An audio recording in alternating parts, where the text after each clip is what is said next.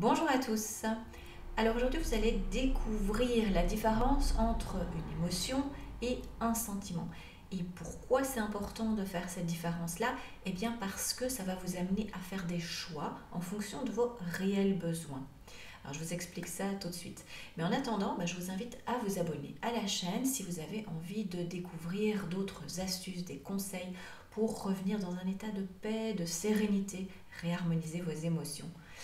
Alors voilà, donc qu'est-ce qu'une émotion par rapport à un sentiment? On va reprendre la base, donc l'émotion c'est ex movere en latin et donc ça veut dire mouvement. Donc déjà on a une notion de mouvement avec l'émotion. C'est quelque chose qui se passe dans le corps parce que c'est physiologique, on a des réactions physiologiques, on sent que le cœur s'accélère, on peut transpirer, on peut rougir.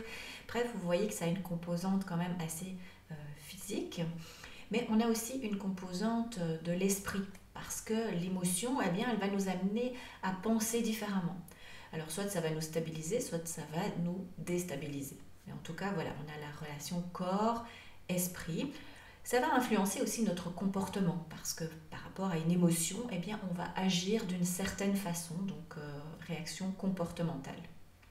Alors l'émotion, en fait, elle a souvent un début brutal, comme on dit, puis elle persiste pas tellement dans le temps. En fait, c'est d'une durée assez brève. C'est pour ça qu'on dit que les émotions traversent.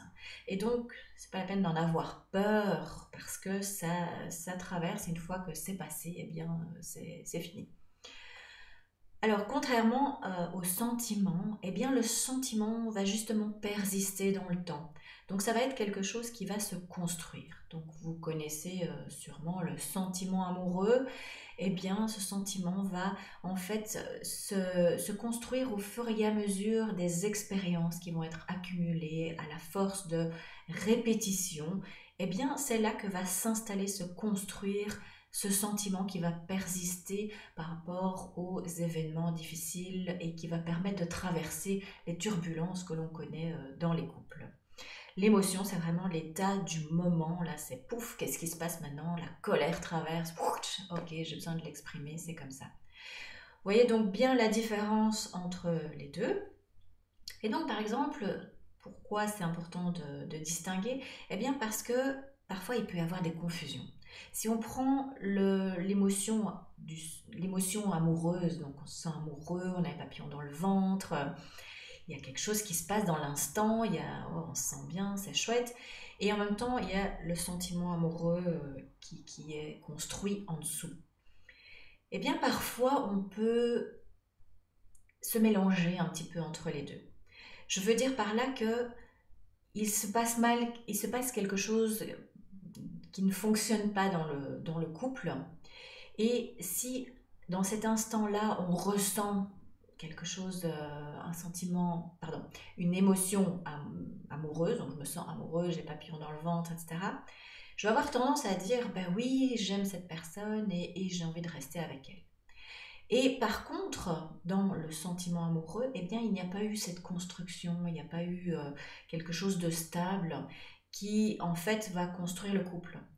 Et donc, en fait, on va se baser sur une émotion de l'instant présent pour dire, bah oui, j'ai envie d'être avec cette personne, en croyant qu'on a envie de construire, puis que ça fonctionne et qu'on est un couple.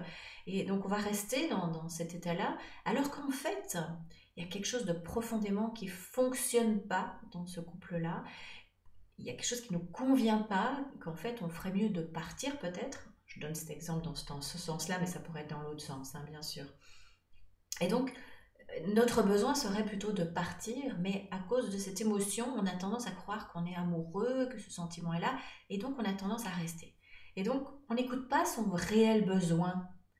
Et c'est là que monte la confusion et qu'on se retrouve à faire des choix qui finalement ne nous conviennent pas. Alors en fait, c'est important justement de dissocier. Est-ce que je suis dans une émotion? Est-ce que je suis dans le sentiment? Est-ce que je suis dans les deux? Comment je perçois cette imbrication entre les deux pour justement faire un choix par rapport à mes besoins qui soit cohérent et non pas basé sur une illusion. Voilà, bah donc j'espère que ça vous éclaircit sur l'importance de dissocier l'émotion du sentiment. Et puis, je vous invite à justement aller explorer un petit peu cet aspect-là et voir un petit peu comment ça se passe pour vous dans ces cas-là. Et si vous avez aimé la vidéo, eh ben, je vous invite à liker, à partager, à vous abonner à la chaîne. Et je vous ai préparé un document qui vous explique aussi avec les fleurs de bac comment on peut justement harmoniser ses émotions, arriver dans un état de paix, bien apprendre à se connaître. Et vous découvrirez un cadeau qui se trouve juste à la fin. Voilà, ben moi je vous dis à très bientôt.